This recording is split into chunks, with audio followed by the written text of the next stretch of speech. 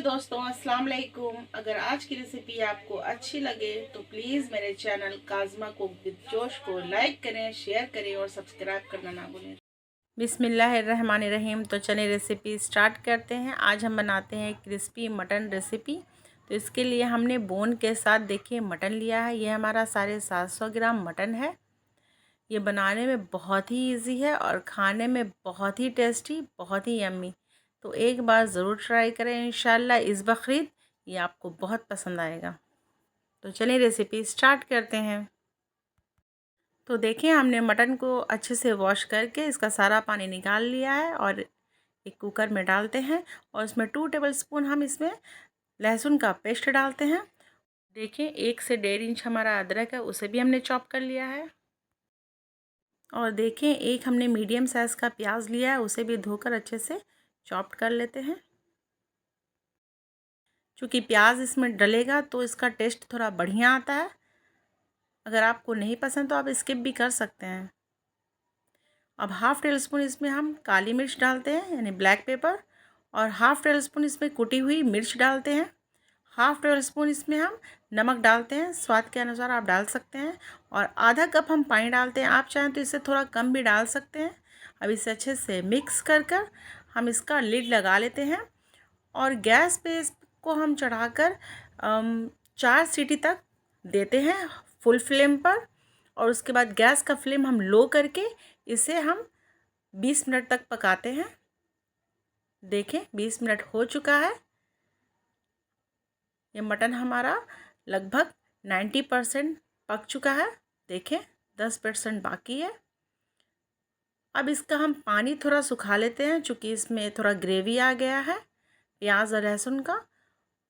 तो थोड़ा इसे हम भून लेते हैं, इससे थोड़ा टेस्ट भी हमारे मटन में बढ़ेगा और इसका जायका भी बहुत बढ़िया आता है। तो इसे भून लेते हैं। देखिए लगभग ये भुना चुका है। अब इसे ठंडा होने के लिए हम छोड़ देते हैं। अब एक बॉल में हम दही लेते हैं। 5 टेबल स्पून हमारा दही है और देखिए 5 टेबल स्पून इसमें हमने कॉर्नफ्लावर भी डाला है, इससे ये थोड़ा क्रिस्पी बनेगा। अब इसमें हमने जितना कॉर्नफ्लावर डाला उतना ही हमने सत्तू डालना है। ये चने का सत्तू है, ये भी 5 टेबल स्पून है। 1 टेबल स्पून इसमें हमने कस्तूरी मेथी डाला है और 1 टेबल स्पून इसमें हमने कश्मीरी रेड चिली पाउडर डाला है। 1 टेबल स्पून चाट मसाला और हाफ़ टेबल स्पून इसमें हमने गरम मसाला डाला है। हाफ़ टी स्पून इसमें हमने कलर डाला है, फूड कलर, आप चाहें तो स्किप कर सकते हैं। और देखें ये रेगुलर मिर्च है, इसे हमने हाफ़ टेबल स्पून डाला है और हाफ़ टेबल स्पून इसमें हमने नमक भी ऐड किया है। देखिए इसे अच्छे से हम मिक्स करते हैं। अब इसमें हम हाफ़ नींबू ऐड करते हैं ताकि हमारा जो चाप है वो थोड़ा चटपटा बने। क्रिस्पी मटन चाप फ्राई रेसिपी आप एक बार ज़रूर ट्राई करें, इंशाल्लाह आपको पसंद आएगा। तो देखें इसमें हमने सारा मटन डाल लिया है और इसमें ग्रेवी अच्छे से लगा लेते हैं ताकि ये टूटे नहीं। हमें एक बार इसे मिक्स नहीं करना है, एक एक उठाना है और उसमें मसाला हमें लगाना है, जैसे मछली में लगाते हैं, फ़िश में लगाते हैं, इसी तरीके से। चूँकि ये पूरी तरह से पक चुका है तो इसे हमें एक एक करके ही लगाना है मसाला इसके ऊपर अच्छे से। देखें इस तरीके से हमें सारे में मसाला लगा लेना है और इसे हमने मसाला लगाकर एक जगह पे सेपरेट करके रखना है ताकि ये टूटे नहीं। देखें इस तरीके से, जिसमें कम है उसमें थोड़ा और अच्छे से हम लगा लेते हैं। देखें हमने इसमें कोई भी तेल ऐड नहीं किया है अभी तक, ना ही पकाने समय मटन को और ना ही ग्रेवी के समय।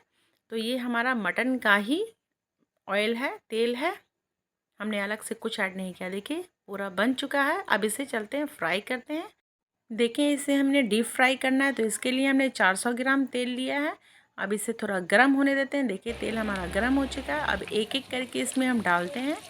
हमने एक बार में ढेर सारा नहीं डालना है क्योंकि ये टूट जाएगा। देखिए इस तरीके से हमने, और ना ही इसे ज़्यादा देर हमें तलना है क्योंकि ये खुद ही पक चुका है, ये पूरा पका हुआ है 90%। हमें 10% इसे पकाना है। तो बस डाल के थोड़ा देर रखते हैं 2 से 3 मिनट तक और इसे हम निकाल लेते हैं। देखिए ये हमारा क्रिस्पी फ्राई हो चुका है मटन। हमें इसी तरीके से दूसरा बैच भी तैयार कर लेना है। देखिए हमें एक एक करके पेपर पे अच्छे से निकाल लेते हैं ताकि इसका एक्स्ट्रा जो ऑयल है वो सोक कर जाए। देखिए हमारा कितना बढ़िया सा बना है क्रिस्पी चॉप मटन। तो अब चलें इसे ट्राई करते हैं ये बनी कैसी है। बहुत ही टेस्टी और ग्रीन चटनी के साथ इसका जो मज़ा है वो बढ़ जाता है, बहुत ही इन्हेंस हो जाता है। बहुत ही टेस्टी, बहुत ही यम्मी। तो एक बार ज़रूर ट्राई करें और ग्रीन चटनी इसके साथ ज़रूर आप बनाएं, क्योंकि ग्रीन चटनी के साथ ही ये बहुत ही अच्छा जाता है। और आप जब खाएंगे तो आपको समझ में आएगा कि कितना बढ़िया लगता है ये। और इसका सारा मसाला आपके घर में बहुत ही आसानी से मिल जाएगा, आपको बाहर जाने की ज़रूरत नहीं है। सारा मसाला आपका किचन में तैयार है।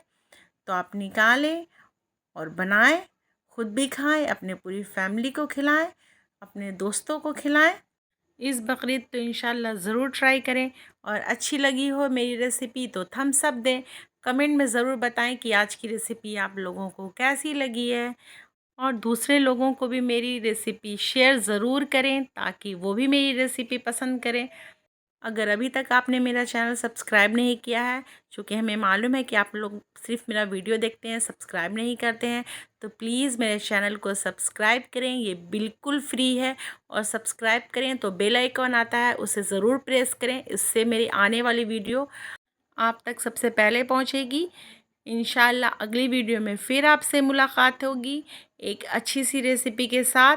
तब तक के लिए जय जवान जय किसान। अल्लाह हाफिज़। Thanks for watching.